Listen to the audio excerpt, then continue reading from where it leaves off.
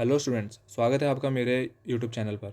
तो आज हम बात करेंगे एसएससी सीपीओ के रिक्वायरमेंट्स के बारे में और कैसे मैंने मेरा 2022 का एसएससी सीपीओ फिज़िकल क्वालिफाई किया कुछ ही टाइम में। तो मैं अपने प्री का स्कोर आपको बता देता हूँ। मेरे प्री का स्कोर था 140 और उस 2022 में कट ऑफ गई थी जनरल की 116, तो मेरे थे 140। तो वो मेरे को लग रहा था कि ठीक मार्क्स हैं, तो मुझे एसएससी सीपीओ का फिज़िकल देना चाहिए। बट मेरे घर में थोड़े कुछ फंक्शंस आ गए थे जिनके चक्कर में मैं तैयारी नहीं कर पाया फिज़िकल की। बट मेरे पापा ने बोला अगर पेपर क्वालिफाई हुआ है तो तू फिज़िकल देने जा। तो मैं जस्ट 2 या 3 दिन ही थोड़ा बहुत 1600 मीटर दौड़ा होऊंगा या 2 किलोमीटर थोड़ा स्टेमिना के लिए। फिर मैं अपना फ़िज़िकल देने पहुंच गया। तो मैं फ़िज़िकल की स्टोरी बताने से पहले मैं आपको बता दूं कि इसमें मेल कैंडिडेट्स के लिए क्या क्या चाहिए होता है। कि 6.5 मिनट्स में 1.6 किलोमीटर रेस होती है। उसके जस्ट बाद 16 सेकंड में 100 मीटर की आपको स्प्रिंट मारनी होती है। लॉन्ग जंप होता है 3.65 मीटर का, जिसमें आपको 3 चांसेस मिलते हैं। अगर आप पहले में नहीं कर पाए तो दूसरे में कर दीजिए, दूसरे में नहीं कर पाए तो तीसरे में, और अगर तीसरे बार भी नहीं कर पाए तो आपको वो रिजेक्ट कर देंगे। ऐसा ही हाई जंप में भी होता है, जो 1.2 मीटर की आपको हाई जंप लगानी पड़ती है, उसमें भी 3 चांस मिलते हैं। शॉर्ट पुट में भी 3 चांस मिलते हैं, जिसमें आपको 4.5 मीटर दूर तक आपको शॉर्ट पुट फेंकना होता है। और फीमेल कैंडिडेट्स के लिए 800 मीटर की रेस होती है 4 मिनट में, 100 मीटर की स्प्रिंट होती है 18 सेकंड में, और लॉन्ग जंप होता है 2.7 मीटर इन 3 चांसेस। और हाई जंप में भी 3 चांस मिलते हैं, जो कि होता है 0.9 मीटर का। तो मैं अपने फिजिकल की बताता हूँ। मैंने जब रेस करा था तो काफ़ी बच्चे डर जाते हैं। जैसे जैसे ही रेस स्टार्ट होती है तो काफ़ी बच्चे बहुत तेज़ भागने लगते हैं। तो जब मेरे टाइम पे भी ऐसा ही हुआ था कि जब मैंने रेस स्टार्ट करी तो काफ़ी बच्चे बहुत तेज़ भागे, तो मेरा तो मोरल वहीं डाउन हो गया था। बट मैंने सोचा कि चलो कोई नहीं, तब तक स्टेमिना थोड़ा दौड़ लेते हैं आगे जाके। मैं धीरे धीरे धीरे धीरे धीरे धीरे हमारे में एक सर्कल था वो 400 मीटर का था, और जो बाकी सर्कल था वो 1200 मीटर का था। तो 400 मीटर में ही मैंने तो मेरा मोरल डाउन हो गया। मैंने सोच लिया था कि ये तो नहीं होगा क्वालिफाई।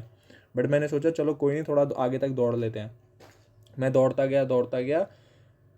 मैं ऑलमोस्ट रुकने वाला था, बट वहाँ पर एक सीआईएसएफ की लेडी ऑफिसर खड़े थे। उन्होंने बोला कि उस टाइम वो एक्चुअली में कम से कम 700 मीटर था, बट उन्होंने बोला कि 200-300 मीटर ही रह गया है, यहीं थक जाएगा तो क्या फ़ायदा, थोड़ा और दौड़ ले, 200 मीटर ही तो है। तो मैंने सोचा चलो 200-300 मीटर ही है और दौड़ लेते हैं। बट उन्होंने वो मोटिवेट करने के लिए कहा था, तो मैंने दौड़ता गया। मैं और सेकंड या थर्ड रैंक पे आ गया था। अपने जो बैच में मेरे जितने बच्चे दौड़ रहे थे, मैं थर्ड नंबर पे था जब मैं आगे पहुंच गया था। जब तब मैं पूरा ब्लैकआउट हो गया था, मुझे कुछ नहीं दिख रहा था आगे क्या चल रहा है। तो मैंने मेरे बगल वाले दोस्त से बोला कि भाई वहाँ पर वो एक टाइमर लगा के रखते हैं जिसमें टाइम दिखता होता है कि कितना टाइम बचा है, कितना टाइम रह गया है। तो मेरे तो पूरा ब्लैकआउट हो रखा था, मैं बस दौड़ रहा था, मेरे को दिख नहीं रहा था कुछ भी। तो थोड़ा, क्योंकि वो स्ट्रेट रोड था, जब एक जैसे टर्न लिया था उसके बाद मैं एकदम ब्लैकआउट हो गया था। उसके बाद फिर स्ट्रेट रोड था। तो मैं दौड़ता गया। मेरे जो दोस्त था, मैंने उससे बोला कि भाई कितना टाइम रह गया, तो उसने कहा कि ऑलमोस्ट 30 सेकंड रह गए। तो काफ़ी बच्चे यहाँ गलती क्या करते हैं कि वो स्प्रिंट मार देते हैं। उस टाइम नहीं मारना चाहिए। उस टाइम अपने आप को जितना आप आपकी एनर्जी सेव कर पाओ उतना करिए। तो मैं एकदम बहुत आराम से फिर मैंने वो 1600 मीटर की रेस क्वालिफाई करी। उसके जस्ट बाद हमें ज़्यादा टाइम मिला नहीं रेस्ट करने का। उसके जस्ट बाद हमारी 100 मीटर की स्प्रिंट थी। तो दौड़ के बाद प्लीज़ मैं काफ़ी बच्चों से बोलना चाहूँगा कि पानी ना पिएं। बहुत ही कम, मतलब एक दो घूंट पी लिया, बट ज़्यादा ना पिएं।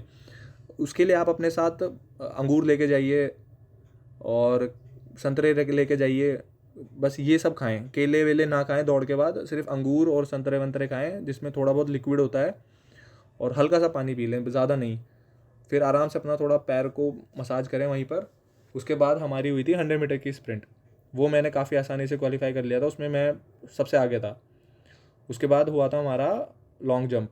लॉन्ग जंप के टाइम क्या होता है, बच्चों के पैर भर जाते हैं, दर्द होने लगते हैं, तो वो जो स्प्रिंट होती है हमें पहले मारनी पड़ती है लॉन्ग जंप से पहले, वो नहीं कर पाते।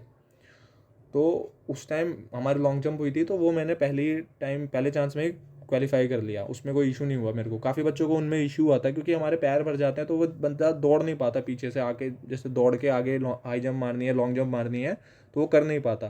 तो उसके लिए आपको पहले ही प्रिपेयर करना पड़ेगा, थोड़ा मेंटली प्रिपेयर करना पड़ता है। मेन बात तो ये है। फिर हमारी हुई थी हाई जंप।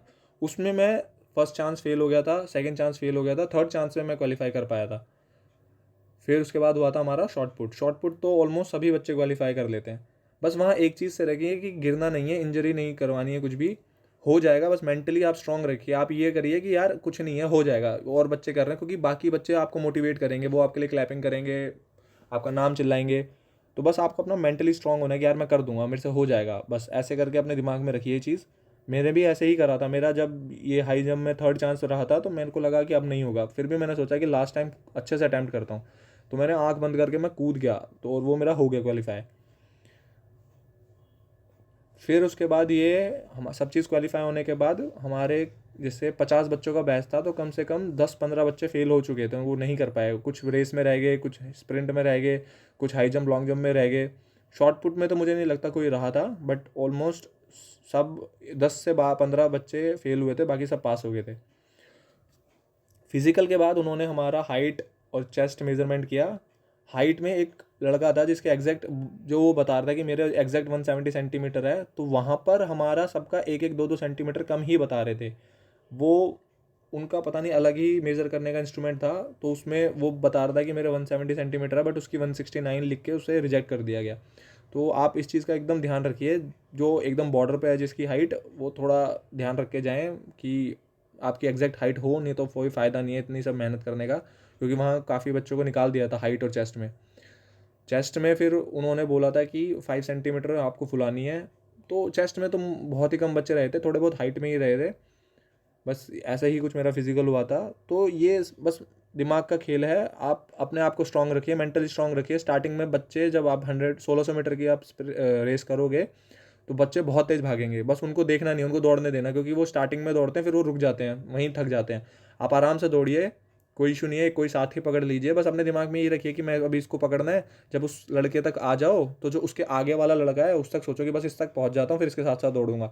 फिर वहां तक दौड़ने के बाद दिमाग में रखिए कि चलो इसके आगे जो है इसको पकड़ लेता हूँ, फिर इसके साथ साथ दौड़ूंगा। मेंटली आप चीज़ करिए, थकिए नहीं बस, क्योंकि क्या है, पीछे एम्बुलेंस तो चली ही रही होती है, कुछ होना है नहीं वैसे भी।